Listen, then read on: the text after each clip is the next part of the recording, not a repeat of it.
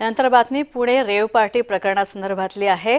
या rave party प्रकरणातील आरोपी असलेले प्रांजल खेवलकर यांच्या मोबाईलमधून फोटो आणि व्हिडिओ हे समोर आले आहे। तर हे लीक कसे झाले असा सवाल सुद्धा आता समोर येतोय। तर पुणे पोलीस आयुक्तांनी या संदर्भात खुलासा करावा। रोहिणी खडसे यांनी पुणे पोलीस आयुक्तांना तसं पत्र सुद्धा लिहिलं आणि मागणी केलेली आहे। पुणे पोलीस आयुक्तांची भेट सुद्धा रोहिणी खडसे यांनी घेतलेली आहे।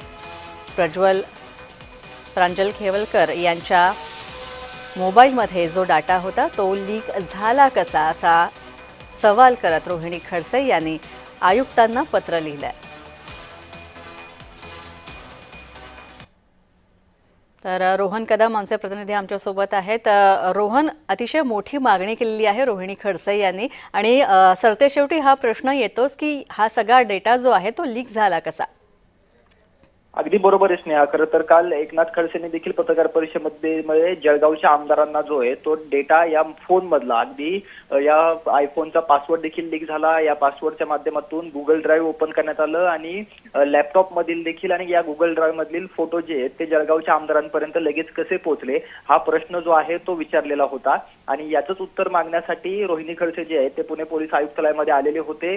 प्रांजल खेवलकर यांचे वकील विजयसिंग ठोंबरे देखील रोहिणी खडसे यांच्या सोबत जे आहेत ते उपस्थित राहिलेले होते आणि त्यांच्याकडून पुणे पोलीस आयुक्तांना एक पत्र दिलेलं आहे। त्यामध्ये खराडी पोलीस स्टेशनच्या वरिष्ठ पोलीस निरीक्षकांना देखील या पद्धतीचं पत्र जे आहे ते दिलेलं आहे। त्यांना देखील या पत्रामध्ये मेन्शन केलेलं आहे आणि हा सगळा डाटा जो आहे तो लीक कसा झाला, कोणत्या पोलिसांनी हा डाटा जो आहे तो जळगावच्या आमदारांपर्यंत पोहोचवला याचा खुलासा करा, अन्यथा कायदेशीर लढाई जी आहे ती पुणे पोलिसांच्या विरोधात आम्हाला लढावी लागेल अशा प्रकारचं आव्हान जे आहे ते या पत्राच्या माध्यमातून दिलेलं आहे। रोहन, हा डेटा जो लीक झाल्याचं सांगितलं जातं, पुणे पोलिसांनी जेव्हा पत्रकार परिषद घेतली तेव्हा सुद्धा हीच माहिती दिली होती।